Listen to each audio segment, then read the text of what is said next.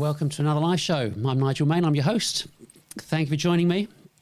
Have an interesting show today. But I would say one of the things I need to say right at the very beginning is that, because I was watching a YouTube video this morning, and they were saying about these hooks and the things that you need to say with your short videos and so on. Well, this isn't a short video, not by any stretch. But one of the critical things is, in your history, in your business history, how successful has it been generating new business, specifically new business? And let me just get rid of this. So we're looking at new business. How well has it happened? Whether the past year, 5, 10, 15, 20 years, how persistently, consistently have you been able to generate new business on your terms? And if you haven't, if that's not happened to you, or you can't kind of put your finger on it, you need to keep watching this. This really, really, really is for you. And this isn't about some marketing spiel or anything, nothing to do with that. But it's really, really important. Watch this. If it's the only thing you've done all week, watch this. And if you've got another meeting to go to, you know you can watch it on catch up. But it's really, really important you watch this. So, the kind of the format that we have, if you're new to the show, is that we've got some I kind of use slides, and this isn't death by PowerPoint. Trust me, because it looks like this. So we've got our information, bit of information there. It helps keep me on track, and that's that's really important that I keep on track. But the point is that. You saw this on the ads on LinkedIn, and predominantly the people I'm speaking to are on LinkedIn. So, this for startups and scale ups and the sins you don't know you're committing, it's because of you could say misinformation.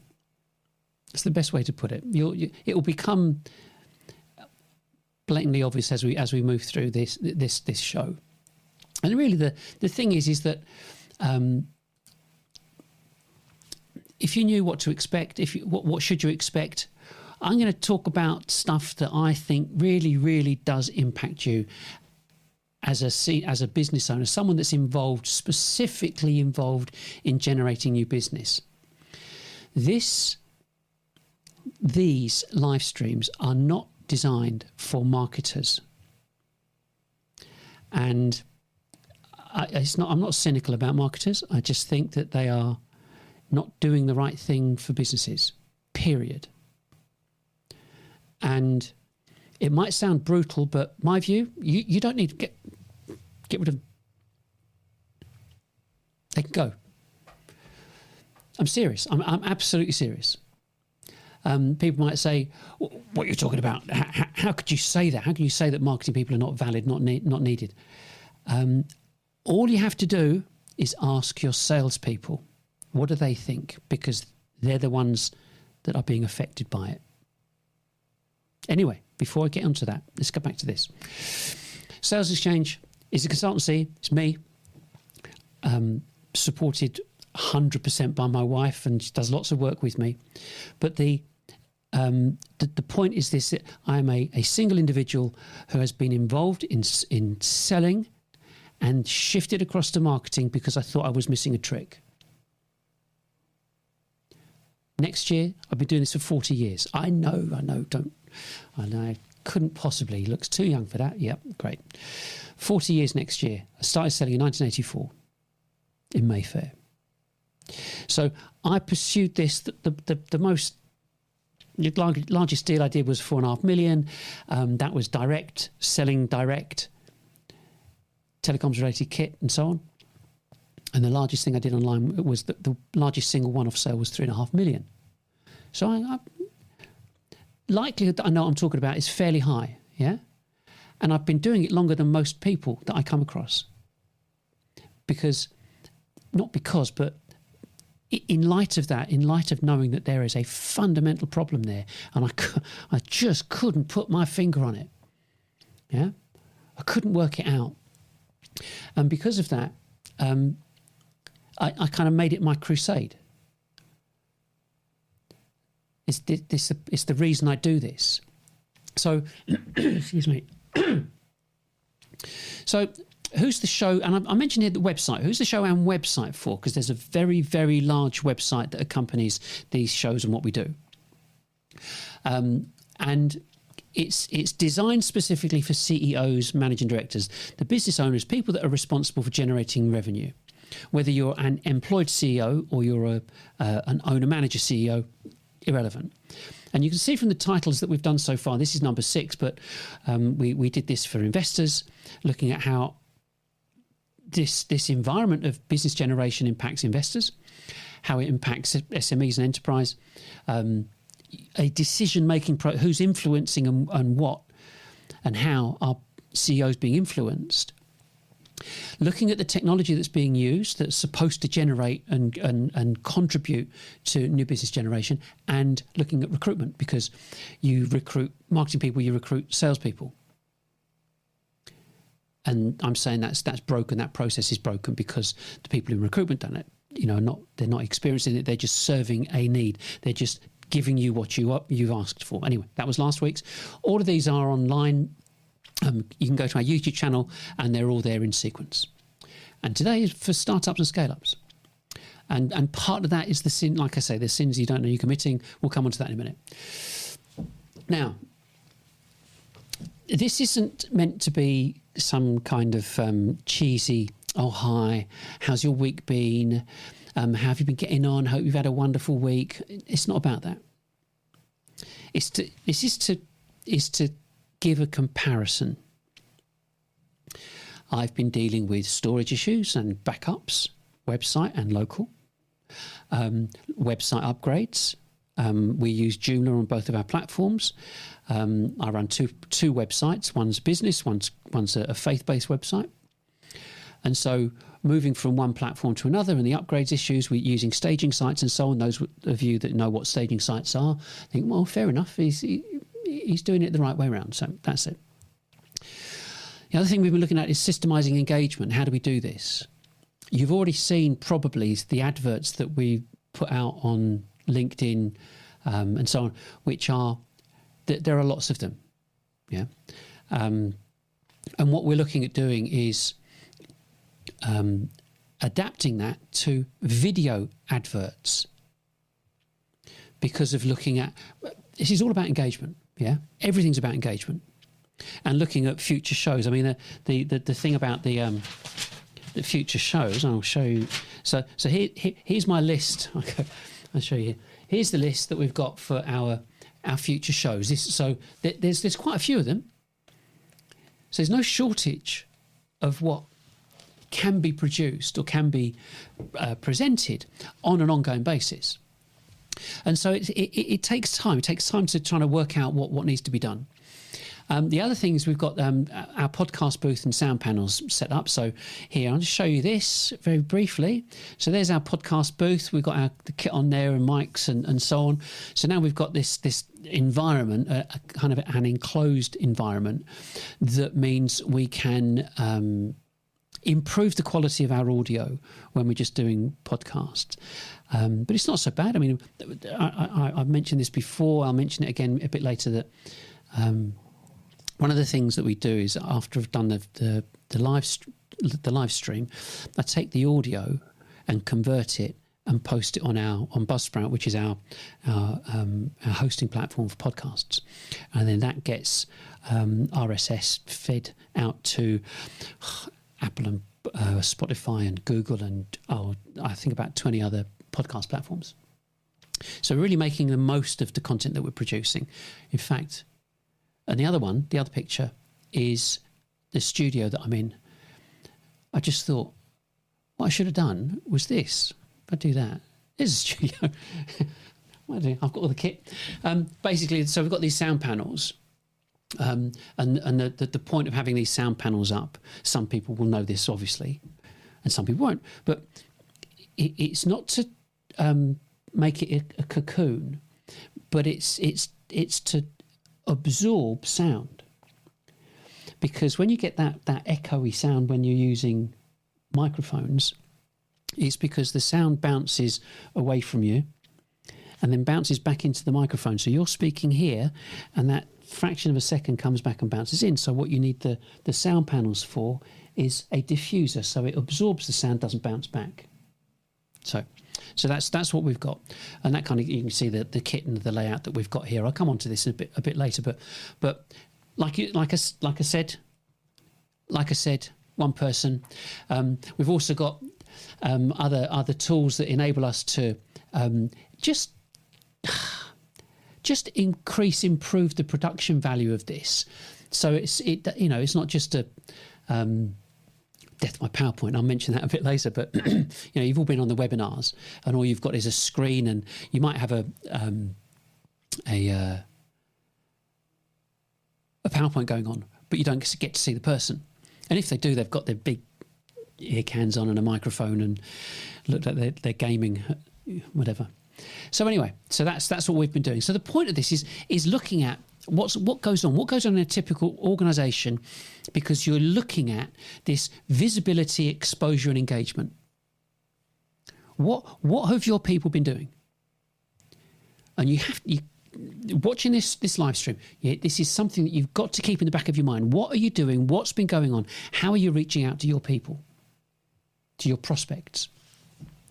And you can say, okay, well, what about you then? How's it been working for you? So it's been 5 weeks. This is the 6th show in this series. And so last week was 5. Okay, so these are the statistics for 5 weeks. Okay. For those of you that are listening on podcast, we've had 5,000 LinkedIn impressions, which means people have seen what we're doing. And of those 5,000 impressions just on LinkedIn, 350 have done something with it. They've looked at something, clicked on something, and so on. Now, within that same period of time, with the adverts that have been going out, we've had 335 people watch the live streams and 75 listen to the podcasts. That's 410 people have listened to what I've said in the past 5 weeks. It'd be good if it was 500, but it's building. It's building. I'm not some YouTuber. I'm not someone that's got loads of followers. In fact, I'm connected to about 2,000 people.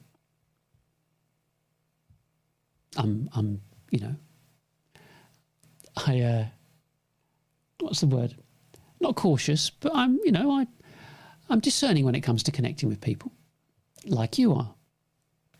So 400, that's me, one person, and just to give you kind of a bit of the website that you might go and look at, that I did that.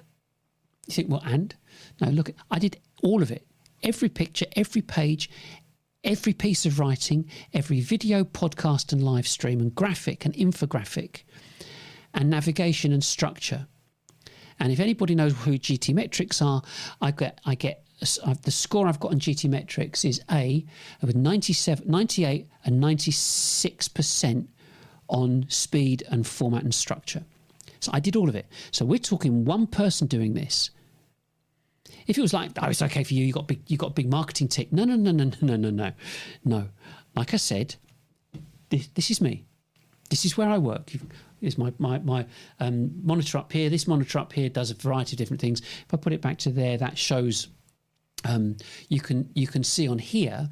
There's the live view. This is the stuff that we've got on air, and these are the different cameras that we've got.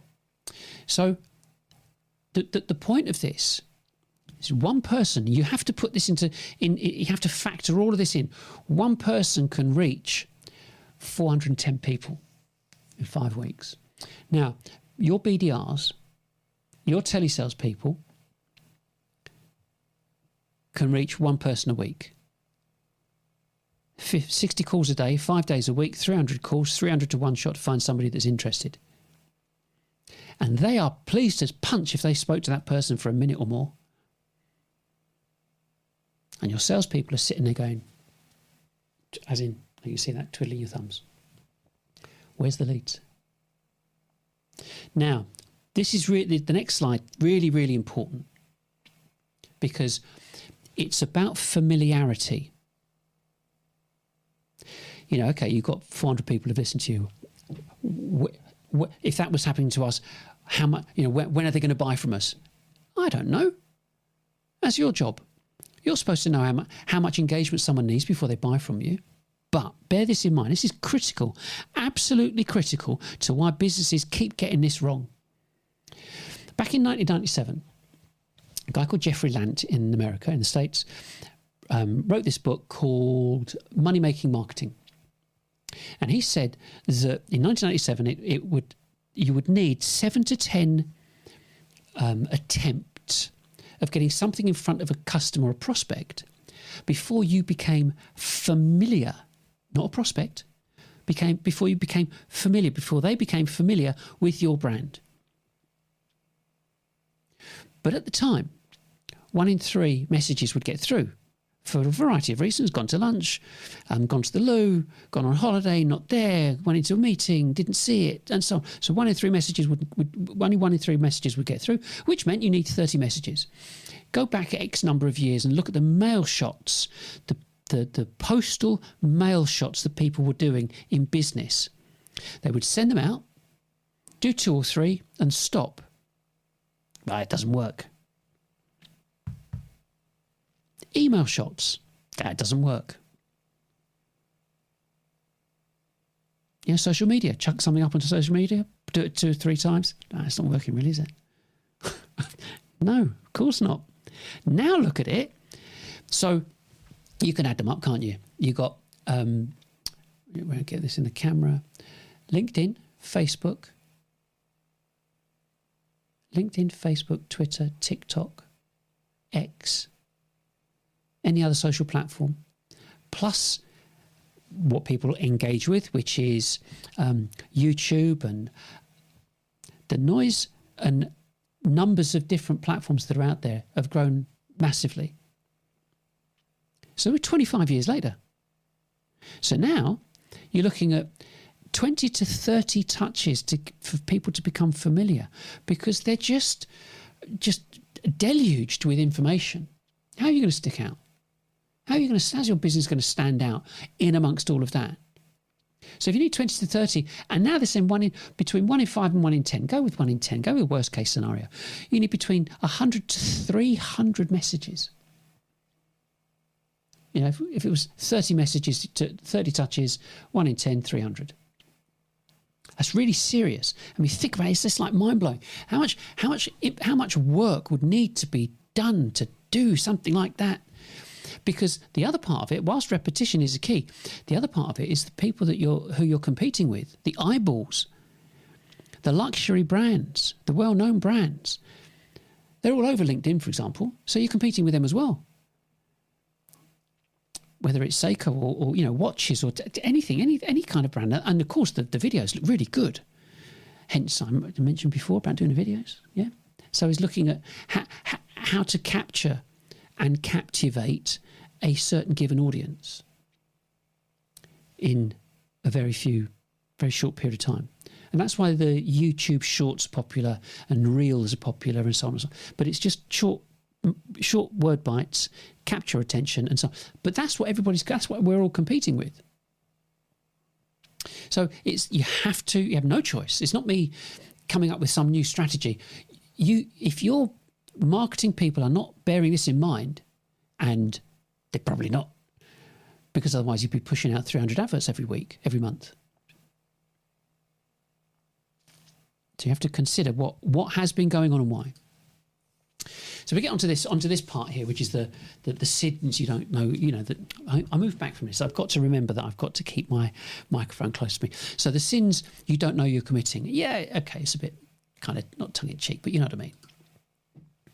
So what happened before? Before we get onto these 7 deadly sins, what happened before?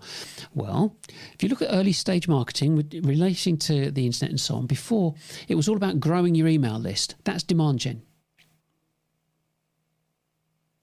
It was all about knocking out PDFs, selling PDFs, getting people on webinars, platforms like Webinar Jam and stuff like that. Yeah. and DPP, death by PowerPoint. But that was lead gen. And then you look at persona and segmentation and ending up with spam, but persona and segmentation. And what have we got now? ABM. Oh, we've got 15, 16 or 8 to 16 people involved in the buying process. We need to accommodate all of them.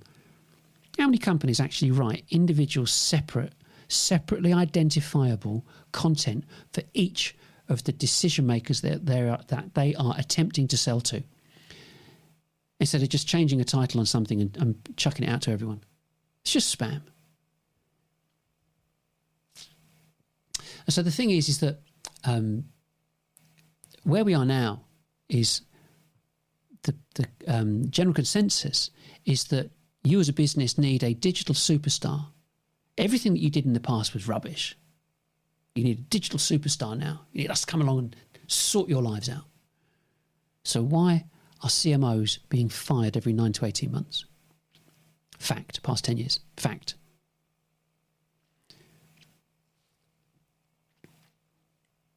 Give them a job, 3 months to come in, come up with a new plan, 12 months to execute it, 3 months to find a new job because it didn't work. In B2B. Everything I talk about is B2B. I'm not comparing anything I'm doing or saying to do with consumers. And when it comes to consumers, you look at this and you go, well, you've got your 4 pillars. You know, we all know about that. If you looked at anything to do with marketing, product, price, place and promotion. Does your product fulfill a need? Yes, it does. What about price? Well, your pricing hasn't changed for ages. Probably. You're not fixing it to look at a market. You're not selling crisps. So then you come to place. Well, if you're selling crisps, just every supermarket if you're lucky. But place. Well, how are you getting your message out to where? Whilst you can buy crisps in a supermarket, where can they buy your product? Where can they see your product? Where are you appearing? And promotion, how are you doing that? How are you appearing to them? Well, if you're doing consumer, you just do all the things that consumer are doing. So you've got demand gen, lead gen, ABM. Away you go again. But the TAM that I've asterisked there, your total addressable market, who is it? Yeah, and that's why it's people talk about it in sales. Don't use it. Don't apply it. So the general consensus is, there you go. Marketing's right, isn't it? Marketing is marketing, right? Eat, shoots, and leaves. So marketing, it's all the same. If you look at job boards, I look at them. You look at job boards. There's no differentiation between B2B, B2C. Because they think it's all the same. Marketing's marketing. You look at university, you put on your job descriptions, you want people with university degrees and sim qualification and everything else and be done, past master, sold billions, all that kind of stuff. But then there's no differentiation there. And then you look at consumer-driven web and web content strategies. And we've got consumer-driven pay-per-click strategies. We've got these two. So you look at the success of your pay-per-click, your ABC split testing pay-per-click adverts that you've got on Google, and look at how successful they are. So you've got your pay-per-click to landing page, everything above the fold, list on the side, form on the side, and you want the customers, the prospects or browsers details, who since 2014 has not been wanting to fill them out. It's different when it's consumer. I fill it out with consumer stuff, but I won't do it on business stuff. You then got to look at SEO, SEM. You go, well, everybody does that. Why? People don't understand that you're writing your content for Google. If Google doesn't like it, you won't get indexed. Period. Which means you'll never get found. That's how it is. That's how it works. Google's not a free platform. It kind of is, but it's not. You're writing for them. They want to serve up great content to their customers, not yours. Because there are certain things where they want prospects, people, customers, their browsers, to look at that front page and then click away because they've got the information they need, because they love Google. it is a known fact that Google want people that are not at the age of buying, so kids, to treat Google like a drug. And you wonder why you're not selling anything. And the final thing is blogs versus articles. So I've touched on this before, but you should not have a blog. And you're thinking, the guy's nuts. No, I'm not. You should have articles, but not blogs. You're not a digital nomad just about to pitch up to some beach in Bali.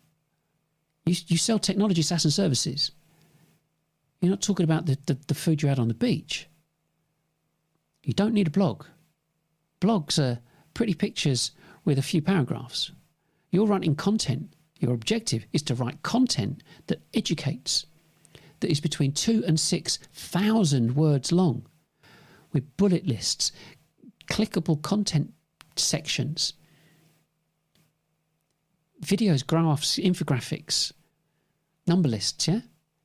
Engaging educational content is what you should be producing every single step of the way, because that's what you want your prospects to read so that they will learn and buy from you.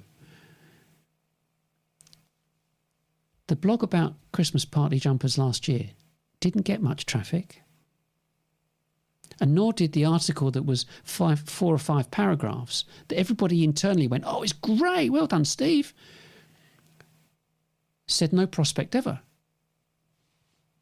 I mean, I'm going at it from this perspective because I've done all this. Yeah, I've made all these mistakes. I doggedly pursued it, and now I know what's wrong. There's the solution. You'll love it, but well, we're coming on to it. So the sins. So we start with the first one: data acquisition. What businesses don't do, they don't go and buy and get hold of their total addressable market database. Because there's this assumption that, well, you've got a database. We've got a database. It's on Salesforce. We combine Salesforce with Sales Navigator and so on. We're fine. We don't need to buy any data. Wrong. Every region that you sell, you must have your total addressable database. That bit of data was in your business plan. That's why you started business in the first place, because you knew who you could sell to and what the market penetration could be for your product. The next one, digital marketing. Stop it. It's a bit like... But digital marketing, implementing digital marketing without fully understanding it is disastrous. It's digital marketing that's killing your company. I'm not going to say, trust me, I know. Now you're starting to realise this now. Digital marketing technology was designed for consumers. It was not designed for businesses.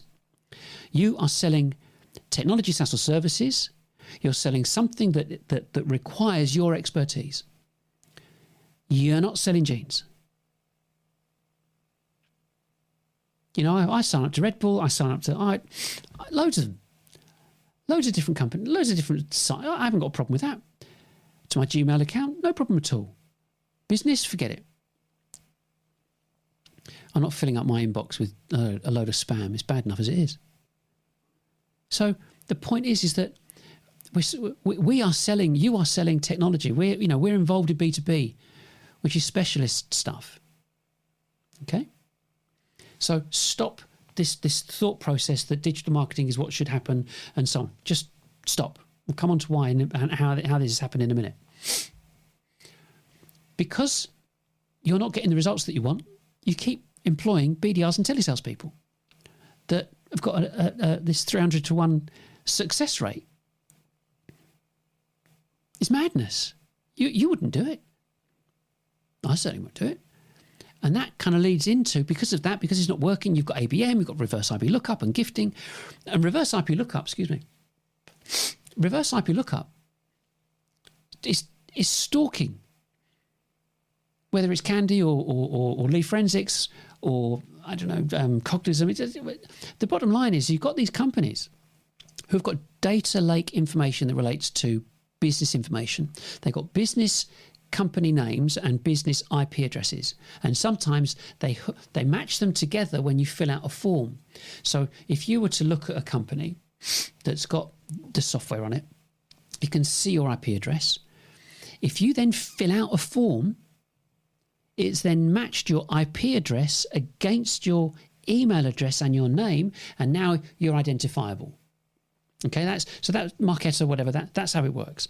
So then they can see how much traffic and how much time rather you spend on their site looking at different pages. And if they did their job properly, which most don't, they go, right, okay, well, they've been on 27 times, they've spent 17 hours on the site, maybe we should give them a ring today. And they ring you up and go, get lost, I don't want to talk to you, because you're learning. Yeah?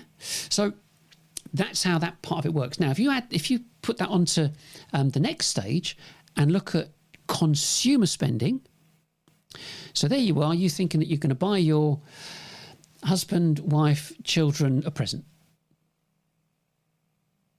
Nothing wrong with that. You're in, it's lunch, go online, buy them a present, get it sent. That information, IP information, is linked now with Bombara. Bombara have now linked your personal email address with your IP address and your home address and your purchase details. That's gone into their data lake, which is matched up with the B2B data lake, which has only got your business location and name. Match the IP addresses together, bingo. They've now got your inside leg measurement and can call you at home on a Saturday morning to say, hi, we think you should buy blah, blah, blah. So, yeah, I just completely disagree with it. Third one, blaming the wrong people. Now, salespeople have had a bad time of this for the past 10 years or so. It's not good. And marketers have been basically throwing stones in a big glass house. And what happens is salespeople get given a hard time. And the reality is that you need to start earlier on in the process and go, we need a business case justification for a return on investment for absolutely every single thing that marketing does. Absolutely everything. It's critical before you justify continuing with that expense. Firing the wrong people. I talk about the tenure of CMOs, but the thing is, you're firing people, but you should be firing strategies, because it's a strategy that's not working, not the people. But these people, they do anything. They do what they do as they're told. They do as they're told. They're administrators. They're admin. So you've got to fire the strategy, not the people. I put this in because it's important about not recognising authority. Number 6. And the thing is that your employees will talk to you in a certain way. Yes, sir, no, sir. Yes, ma'am, no, ma'am, whatever. Yeah? But when it comes to prospects or browsers or whatever, they're just a mark. Like the hustlers use. Yeah? They're just a mark, someone to knock off. So they want to get their KPIs achieved by any means possible, because you've given them a KPI, you've given them a target. So they've got KPIs and they get a bonus if they hit their KPIs. Oh, happy days for them.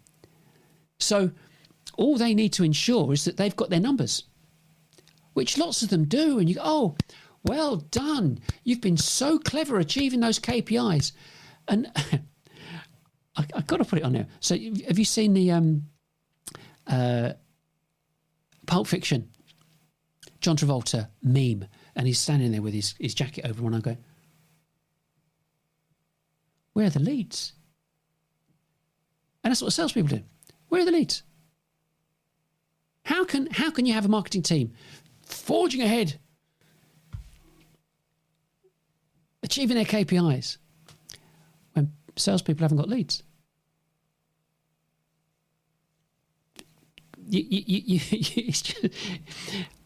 It's like we're missing a trick here.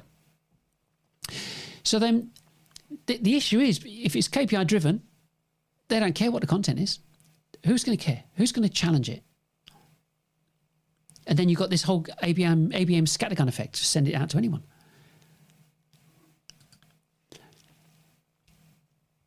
And number 7 is prioritizing marketing. You think, well, what else are we supposed to prioritize? Selling. That's where the money comes from. Selling. Forget marketing. Businesses like to say that they are marketing led. Follow the marketing. It's a really bad strategy because it hasn't worked for B2Bs in 20 years. You think, well, it's a bit of a harsh thing to say. No, I'll wait until I come on to the statistics. You'd be sick. But it's not worked. So saying you're marketing led, nonsense. You're sales led. 20 years ago, marketing, or whatever, marketing were there to get a brochure out and do your business cards. That was it. Now they think they're running the company. I heard a senior person who was the CMO of Marketo and is now at Demandbase. One of his videos that are on YouTube, standing there in front of all these other marketers saying, you like this, we're calling the narrative, we're calling the shots, we're driving the company forward. And then brings out a book, a brochure that says about how you can protect and defend your marketing budget. I'm thinking, why would you want to protect and defend a marketing budget? Surely it's just going to work, isn't it? Protect and defend. And, bless him, if you're having problems with your CFO, give me a call. I'll speak to them on your behalf. I'll tell them what the score is. Really? How good to know. Just so caveat emptor, yeah? Buyer beware. At the end of the day, marketers are doing everything everyone else in B2B marketing is doing. Everybody does the same thing. Demand gen, lead gen, ABM, reverse IP lookup, gifting, and you've got to sprinkle in their pay-per-click for Google and so on. I haven't got a problem with paying for banners or certain pay-per-clicks, but looking at pay-per-click to landing page, trying to get people's data and information so that you can call them up. No, everybody's doing it. It's an accepted practice. Nobody does anything different. And you think, well, why are you copying everyone when you're supposed to be a creative marketer? Because they're not. Marketers have never been creative in B2B. They're administrators. They always have been. There's nothing creative in setting up a marketing automation platform. That's because they're all really proud of their MarTech stack. You've got to see this for what it is. Your objective is to generate income. Not enable some marketer to be sycophantic towards you. I mean, you look at this. So why has it gone on for so long? There, that's why. I love this. You've got these marketers whispering evil into CEOs and misleading them and casting this spell on them. This time next year, Rodney, we're going to be millionaires. Which never happened. Convincing businesses that by doing this, all this technology, we're creating our own golden goose that's going to lay the golden egg every single month. Which never happened. So why has this gone on for so long? Why does it keep happening? Because of because of big tech MarTech. They're the ones creating the software. They're the ones that created the software for the consumer industry. Brilliant, really clever, really, really clever. And B2B's thought, maybe we could use this. Stop it. We won't have to cold call then. We won't have to go out door knocking. So everyone bought into it. Again and again and again. So you've got to look at the logic behind this, and to explain the logic behind it is Daniel Kahneman. So Daniel Kahneman wrote this book about thinking fast and slow. Thinking fast is when you see something, and repetition is a big part of this, and he mentions about repetition and marketing. So you've got this repetition going on about demand gen, lead gen, ABM, pay-per-click, reverse IP lookup, da-da-da-da. It goes on and on and on and on and on. Everybody's put into it. Starting a business without that, you would think that you would be nuts to try and do it. So everybody, market from CEOs downwards, everybody's a marketer. Everybody knows what the score is. We have been told again and again through the hypnosis, through the people saying what we should be doing, that this is the life, this is what we do, this is how it works. And you are derided if you think there's anything different, an alternative. Whereas thinking slow means to be considered and thoughtful and research and evaluate. Of course, every business needs a blend of the two, right? But so you can see that, this guy's a Nobel Peace Prize winner, saying this is how we have all been influenced over the years. So it's very, very important. So it's not rocket science. We can move on from this. And the critical thing is to look at the process. How did this come about, and where have we been placed in this new business development process, and where are we? What happens? So the first thing, look, for those that are listening on podcasts, I've got an illustration up here, and we've got this like the yellow brick road, but it's not; it's green. But we've got you can't come up with an idea. We're going to start a business. Great, well done. You got your startup. You get a minimum viable product. Sort out a business plan, then go for investment. Build the product, sell it, marketing, and some problems happen with all companies and so on. So right the way through, that's how it works. Okay. Now this is the scary bit. In the UK, the average turnover per person per annum is 120 grand for businesses over 10 employees. I'll say that again. The average turnover is 120 grand per person per annum for businesses over 10 employees. Well, it's actually close to 50, but bear with me on this.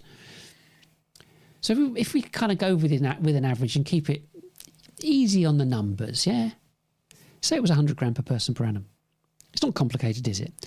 If your average is 100 grand per person per annum, you've got a 30% margin, and your average salary for everyone is 40 grand a year, you're 10 grand negative. Not a complicated calculation. So working on that premise, so we've got 100, for bigger, slightly larger companies, say 120 grand, or $140,000, give or take. I researched the larger software companies, business process management and so on, RPA, so robotic process automation, and enterprise architecture. So the average was, for BPM, was 144 grand. Some were doing more, some like Appian and various like other companies were doing like 200 grand. Yeah. But the average is 144. Therefore, some will be less, some are at the very bottom, some at the top. We're talking millions and millions, billions turnover. 140 grand. Ceiling. There is a ceiling. Understand there is a ceiling. If you then look at the statistics for businesses, this is critical. 20% of businesses will go bust in the first year, 30 in the second, 50 in the third, 70 by year 10. So overall, I think it works out to like 91% of businesses go bust over 10 years. That's first. Second stat, I mentioned investment in this. Businesses that receive investment, 40% go bust, period. 75% don't achieve the targets that they set for themselves, and 95% don't achieve return on investment for their investors. Ceilings. Keeps going wrong. So that kind of just gives a bit of an insight there. So that's where the problem starts. the marketing. It starts there after selling. So startup, MVP, business plan, investment, build, sell, because you've got something to sell there now. And you start doing the marketing. So, maybe we need to get a CMO in. Maybe we need to do X and Y. And so this person that's been around the houses, you've been told they're a superstar. They come and do the same for you as they've done for other people. Bingo, you're back in the cycle again.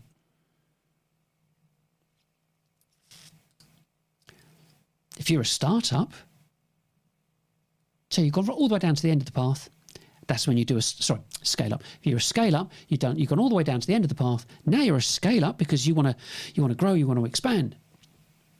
How are you going to do that? How are you going to scale up?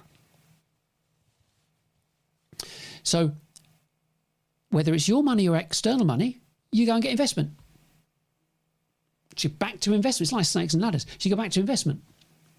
So then investment, then you've got to build the product or the new product or improve or increase or do whatever. Then sell it, then marketing, and you still got the problems. You've got problem, sell, market, problem, sell, market, problem, sell, market. I had to pause for that. Problem, sell, market, because it doesn't change. Nothing changes. Because that's where everything's happening, is at the end, that end point, the end point of that journey. Okay? So the solution, really simple. Shift where you tell people about it. So let's go through the journey again. Startup, great. MVP, great. Then do a business plan, a proper business plan, including your TAM, SAM, SOM, your total addressable market, knowing that total number, and then going on to your serviceable addressable market, your serviceable obtainable market.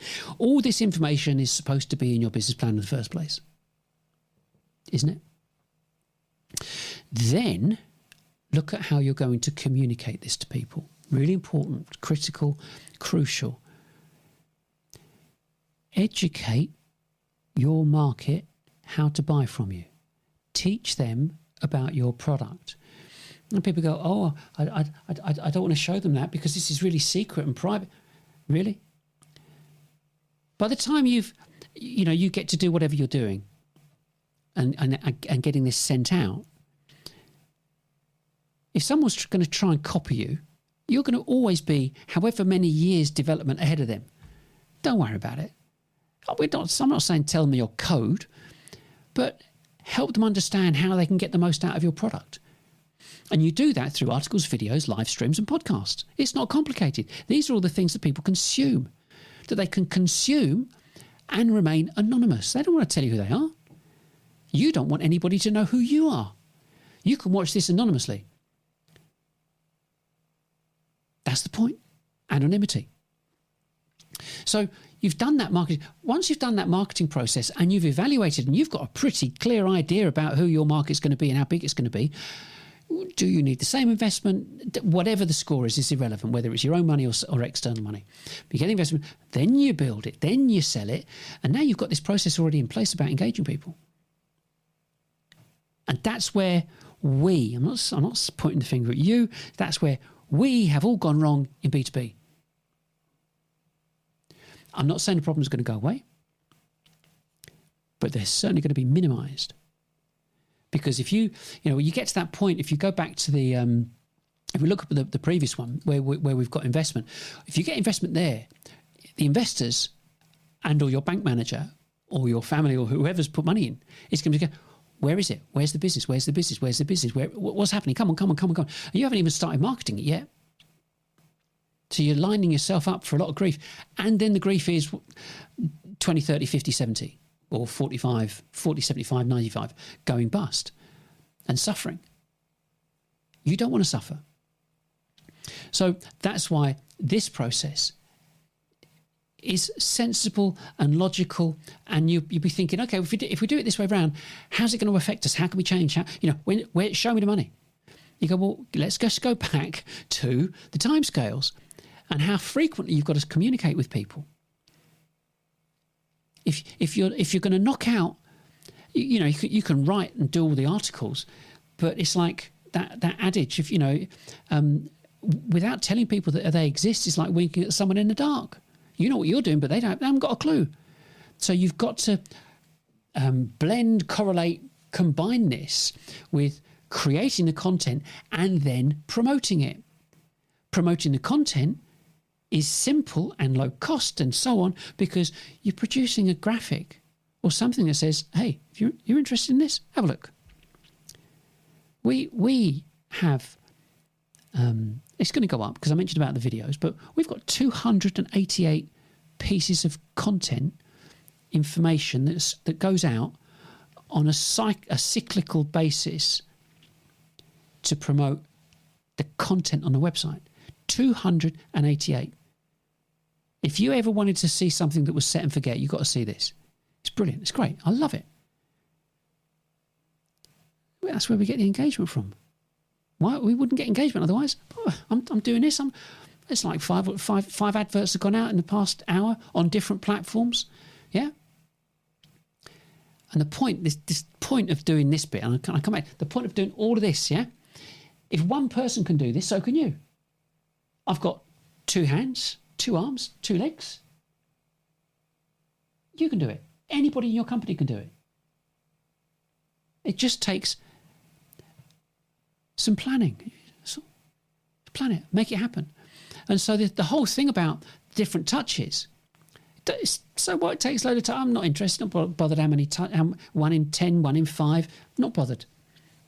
As long as I've got information going out and people can click on it and go, I recognise that, I recognise that, I recognise that, happy days. I don't know what your product is. How frequently do people need your product? I don't know, it doesn't matter. But people, marketing have been going on, we've got demand gen, lead gen, ABM and all the others. But why doesn't it work? Because you're passive. You're sitting there waiting for something to happen. And when you get an inkling of somebody might be interested, you spam them and call it ABM. Not thinking, well, I wouldn't respond to it. So really, it's critical. And of course, you look at this, and you've got this impatience. You want the kudos and stress and combined stress, associated stress. We're getting money from an investor. Oh, Dragon's Den glorifies that. Oh, look, they love the product. Oh, everybody loves me. But nobody's buying it. And if you look at the Dragon's Den stuff, that's all consumer. Or do you want calm and stress? And that's that, and stress, calm and success. Get my words mixed up. But yeah, calm and success.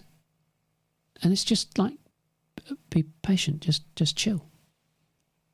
Because there is this thing about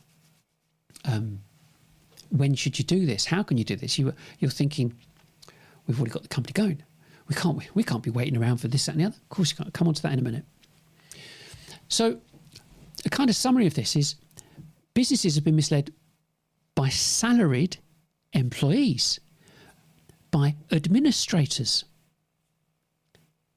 people that do an admin job. Misleading businesses about this time next year we'll be millionaires. It's never happened, not to anybody. And then sales got blamed. And I can bang a drum about this. And no alternative was sought after. Because this is it. This is the alternative. This is the alternative, everyone. Who would not want this? If you go, oh, our customers would never engage with something like that. You're wrong. More searches are done on YouTube than are done on Google. People want to be, I need to get that gladiator image up there. Are you not entertained? They want to be entertained. They want us to find out. They want to learn. But they want the production value. They can expect it. Why shouldn't they expect decent production value? They get it on television. Why can't you deliver it? Yes, you can. Yeah, so I've got a decent, nice office, nice kind of studio-looking office. That's great. You've got spare space at your office, probably. Camera, mics, lights, put a bit of gear up. You can make it look like a news studio. Do that now, you'll smash your competition. Wouldn't be able to touch you for dust. Because bearing in mind, I've got a small number of people that I speak to. So I'm not speaking to all your competition, but if you're listening to me, you're already in front. You already now know something that they don't. and they ain't going to change. So we're looking at this. This is what the deal is. Businesses keep going, doing the same thing over and over and expecting a different result. No, it wasn't Einstein that said it, but it's a good saying. Yeah? The definition of insanity, doing the same thing over and over. And I kind of edited it and said, if you do what you've always done, you get what you've always got. Or if you allow marketers to keep doing what they are always doing, you are going to get what you've always got in your business. So something's got to stop and change. And the decision is, right now, whatever you're thinking, should you listen to your CMO, who's not done anything different in 10 years, or listen to me? See, I don't care. He does. He's got a salary. You're not paying me. And this is the critical point. You know, why am I doing this? I want to change. I want to get every single business in the world to know that there's a better way of doing B2B new business. That's my objective. And you know, what do they call it? Go large, go home. So, can it be repaired? Yeah. Well, for a start, avoid the hype. How do people understand how people buy? Going back to basics, you already know.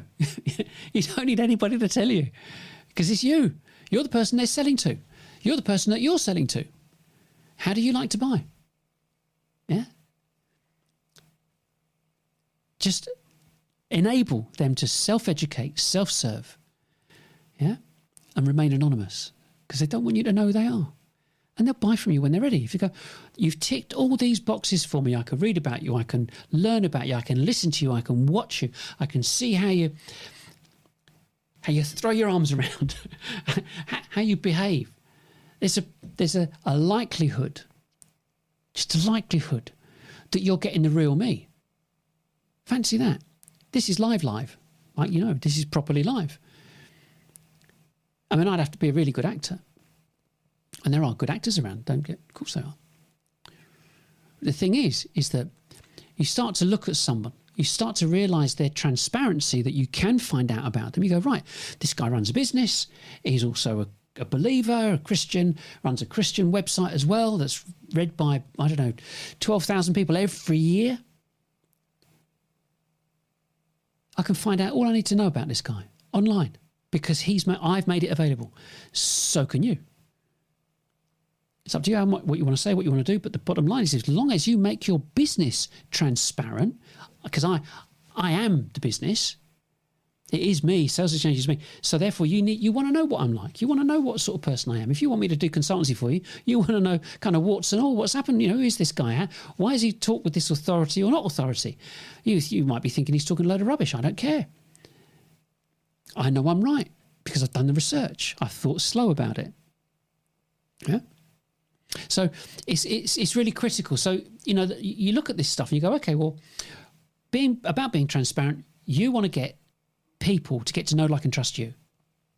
Then they can educate themselves, engage with you, and then buy from you. This is selling, isn't it? Like it says on the screen. Nobody wants a phone call. Nobody wants to be cold called. Don't tell me about, I can save you some money. I saved all the money I need to. I'm in business to make money. I'm not a social service. We're here to make money, to be profitable. Saving money is finite.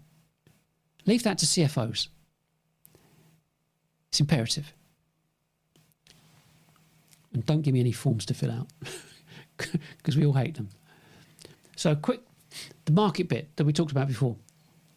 How's it going to work? So if you've got, in the UK, there are 44,000 companies that have 50 employees or more. You wouldn't sell to all of them, for example. Maybe you do, I don't know. But say you took 10,000 of them as your total addressable market. 1 to 15% of your total addressable market are looking to start their buying process, meaning they're receptive to whatever it might be that you're selling. Yeah? 1 to 15% every week are starting to look and begin their journey, their buying journey. That's 100 to 1,500 people every week out of 10,000. So, telesales 300 to one shop, forget it. because to try and get to 100, you need 100 BDRs, 50 grand a year, 5 million a year in salaries. Not going to happen, not ever.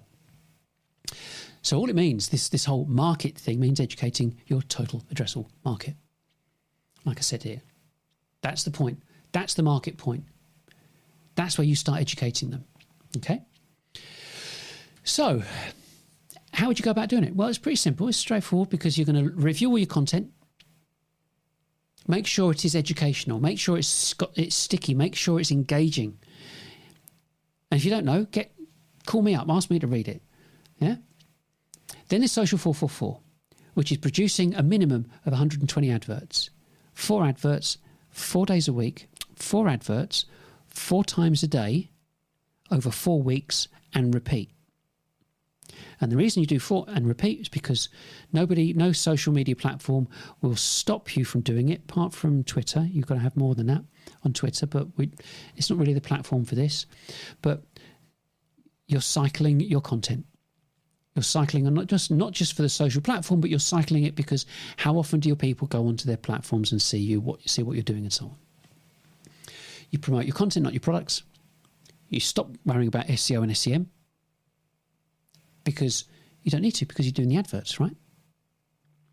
And if you were doing the adverts, for example, it costs you 50 quid a month. How much are you paying for pay-per-click? Not 50 quid a month. Don't worry about indexing, because if Google doesn't like it, they won't index it. But the thing is, your prospects may well like it, and the evaluation of how good your content is going to be good enough for you and your prospects, because you can ask your prospects direct, do you like this piece of content we've written? Yes, no. That's all you need. You don't need Google to do it, because Google's got millions and millions and millions of other websites that it could present content to their customers with. Don't worry about pay-per-clicks and landing pages. Stop that and stop digital marketing. So these are all very straightforward things. You think, blimey, this is like, imagine how much money you're going to save. So then to kickstart your engagement, you do this. This is it. Set up a live stream. Think about this. Think about it really, really. You can use this. Yeah? You can use an iPhone for it. The keynote, the Apple event on the 31st, 2 days ago, was shot on an iPhone 15. So if you've got iPhone 15s, 14s, 13s, you can use them as your cameras. There are pros and cons, but you can use them as a camera. So it's not about the money. And they've got 3 lenses on it. So it's not about the money. It's about the strategy. You've got to understand the strategy. So you get your database, buy your database, and you should have it. I mean, I shouldn't be saying this to a lot of companies, but you should have it if you're a certain size, and there isn't any particular parameter for that. You know if you should have it. But a database will cost you about 350 quid, £350 per 1,000 names. So once you've established the SIC codes, you know which SIC code is going to be relevant, go and get the data, bingo, and you're going to have the company name, address, telephone number, email address, web address, CEO's name, and so on and so on. That's all you need. And then you take that information and you email them using MailChimp, for example. MailChimp. You could use MailChimp because all you're doing is sending out an email. You don't want a response.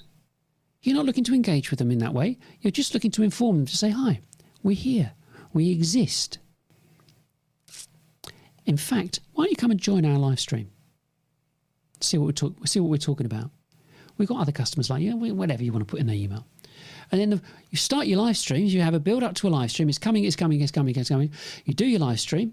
And the week after you go, we did the live stream last week. This is what we talked about last week. This is what we're going to talk about next week. Come and join us. It's not complicated. But if you've got 10,000 people, how on earth do you engage with 10,000 people? You can't. You've got to sit there and be passive. And that's what's expected of you. Whereas this, it says, Come and join us. Oh, look, we've got 100, 200, 300, 400 people watching us today. Oh, it's great. Thanks for joining us. You've just eclipsed everything that marketing has ever done in its history. One show. You have to think about this really seriously. So, broadcast a live stream, record it. It already gets recorded. I'm recording it here locally as well, actually. And then I take it off here, do what I need to do if I do need to do anything, and then put it onto Buzzsprout. So you could engage 5 or 250, I don't know. Depends on what type of market. But you could probably bet your bottom dollar your competition are not doing this.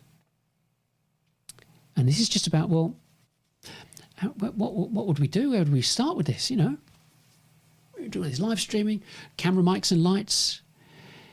You're live in 3, 2, 1. You give that to the salespeople. Don't give it to marketing. Do not give it to marketing. Marketing don't sell. Marketing do admin. Salespeople sell. Get people in front of the camera going, getting like a rabbit in the headlights. Ah, I've got live. Oh my God, I thought I was going to be really good at this. I'm not. I'm really crap. What? And then sit someone else next to them. It doesn't have to be one person. You can have 2 people. Have one person there, another person there. Bit of banter, bit of fun. I did some previous streams. We'll talk about that's another story about another kind of engagement process. But the whole thing about doing the live streams, have 2 people, you've got that banter, or 3 people, 2 people in the office, someone in another country. That's why we've got this stuff, yeah. Or this, you know, you can have you can have 4 different people there, yeah. So it's about the production value. It's about going, oh wait a second, so you've got someone in New York, someone in London, and someone in Paris. Plus the slideshow. You've got to, and it costs pennies to stream this. Now I use a platform called Restream. And it's like, I don't know, 40, 50 quid a month, something like that. I can't remember. But I stream to them, and I showed you that, didn't I?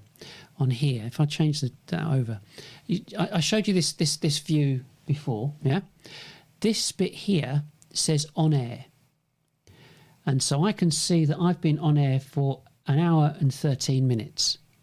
Data rate is good, cache is okay, everything's fine. So I stream to them, okay, and they push that information out to